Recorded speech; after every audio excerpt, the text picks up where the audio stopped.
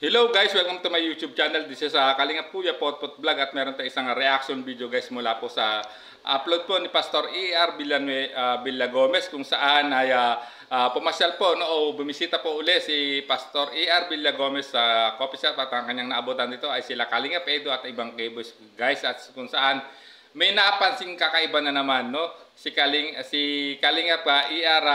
Villagomez sa gamit po o sa wallet ni Kalingap Edo guys. So bago tayo magsimula ay mag-shoutout po muna tayo. Mega love shoutout po sa ama ng Kalingap na si Kuya Bal Santos Matubang, Ate Edna Vlogs, Kalingap Rab, 10 ng kanyang mga kasamahan, at siyempre mega love shoutout po sa lahat po ng sumusuporta sa buong team Kalingap. Ganun din po sa may-ari ng video ito na si Pastor E.R. Villagomez. Ganun din po sa lahat po ng sumusuporta kay Kalingap Edo, ang Kalingap Edo Global Supporters headed by Ma'am Igorotak, ang EDC Global Supporters headed by Ma'am Julie, kay Tita Melba of Germany, kay Tita Elena F. Rubio, kay Ma'am Natalie ng Team Lutang USA, kay Sir Chris UK, kay Ma'am Christina Damuking, kay Ma'am Millie Chan, at sa lahat po ng individual na sumusuporta kay Kalingap Edo, isang mapagpalang umaga, tanghali o gabi mga Kalingap, saan man kayong sulok ng mundo naroroon, naway lagi po kayong gabayan ng ating poong may kapal. So, ayan guys, simulan na natin ang ating reaction video. Ito, bigyan mo kami ng preview ng wallet mo. Itong gamit na wallet ko sa buong buhay ko. So, ayan guys, may napansin si Pastor E.R. Villagomez sa gamit ni Kalingap Edo, yung kanyang wallet. At yun nga, mukhang gamit na at nangihingi pa dito si Pastor E.R. Villagomez ng trivia tungkol sa wallet ni Kalingap Edo guys. So, sundan pa natin. Kita ko sa'yo kanina. Okay. Tatlong bukasan guys. Tatlong bukasan. Ito, matibay dito. Oh. Grabe. Kailan ba yan? Grabe guys, 3 bukas. Makikita nyo na yung wallet ni Kalingap Edo guys, Talagang mukhang may sentimental value sa kanya guys, Talagang hindi niya pinapalitan guys. At sundan natin kung bakit mahal na mahal ni Kalingap Edo yung wallet na yan. Wallet na yan. Grabe. Ano ba ito mga last 2020, 2022? Bakit mo pinanghahawakan mo yan na gugurit-gurit na? Swerte ito eh. Ay. Swerte. Ayun, kaya naman pala pinanghahawakan niya ay swerte. Ang wallet ni Kalingap Edo, mukhang ito yata yung tinatawag nilang wallet na maswerte. Isa na pagmamay-ari ni Kalingap Edo. Guys, grabe, 2 years na, na kanyang wallet guys, at talaga namang ingat na ingat siya kahit kita nyo 3 na yung bukasan guys. So sundan pa natin. Marami na pinagdaanan namin ng wallet na ito eh. May sentimental na wala yan, value. Kaso kailangan na yata nito magpahinga.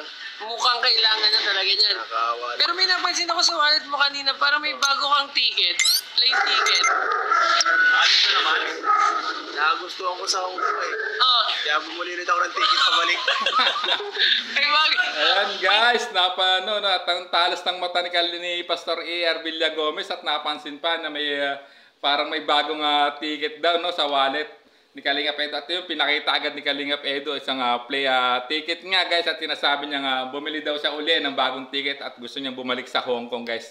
Na alam naman natin grabe ang mainit na pagtanggap po ng buong team Kalingap sa Hong Kong guys, especially kay Kalingap Edo guys. Grabe, ang dami nagpaabok ng mga regalo. At nalaman din natin talagang pinagkaguluhan sila guys, at talagang inassist pa nga sila ng police kasi nga grabe na crowded na nga yung park kung saan sila nagdaos ng meet and greet.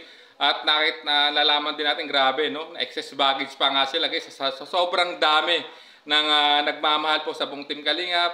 At kay Kalingap Edo marami nagpaabot ng munting regalo sa kanya guys. So sundan pa natin.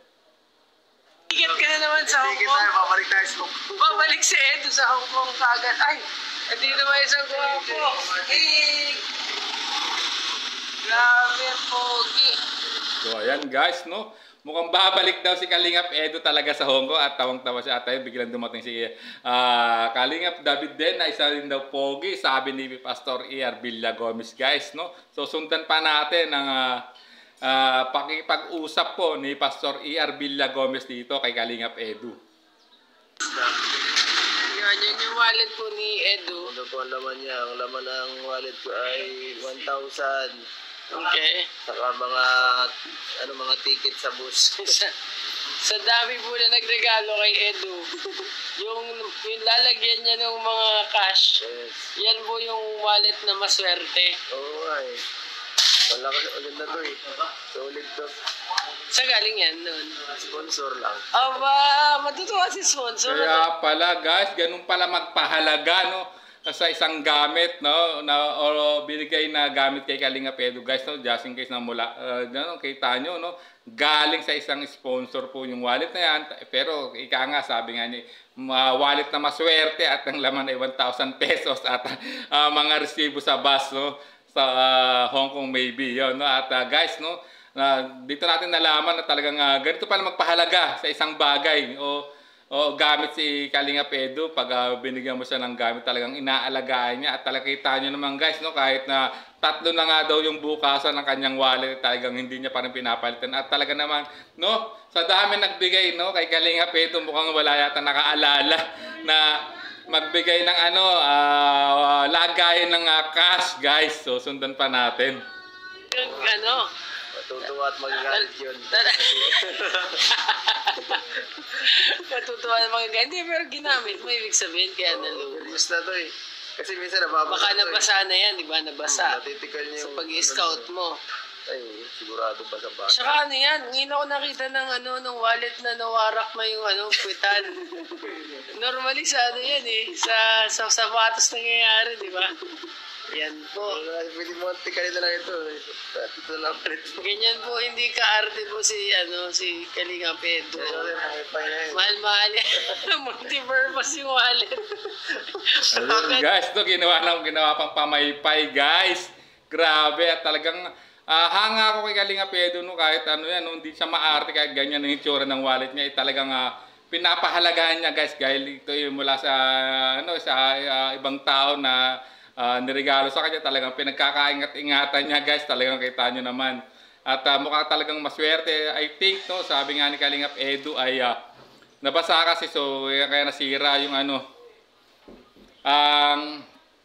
yung wallet niya posible guys. So ayan, nalaman na natin guys ang isa sa mga ugali ni Kalinga Pedro pag binibigyan siya ng gamit o isang bagay. Talagang grabe ang pagpapahalaga at kanya ito iniingatan guys. So ayan, hanggang dito na lang ating reaction video. Maraming salamat po. At siyempre guys, kung gusto niyo mapanood po ang full video nito ay puntahan niyo po sa YouTube channel po ni Pastor E.R. Villagomez. At siyempre, huwag niyo kalimutang i-like, i-share, mag-comment, at siyempre, i-subscribe ang channel po ni Pastor E.R. Villagomez sa mga hindi pa po nakasubscribe. At siyempre, hit niyo yung notification bell para lagi kayong update sa upload video po ni Pastor E.R. Villagomez. So hanggang dito na lang po ang ating reaction video. Maraming salamat po at isang mapagpalang umaga, tanghali o gabi mga kalig. There's a vlogger named Kuya Papa, spreading good vibes, giving all he's got. With the camera in his hand, he hits the road, capture moments, sharing stories untold. Kuya Papa, he's the one we adore. Bring smiles, he's got so much more. In this crazy world, he is a ray of light.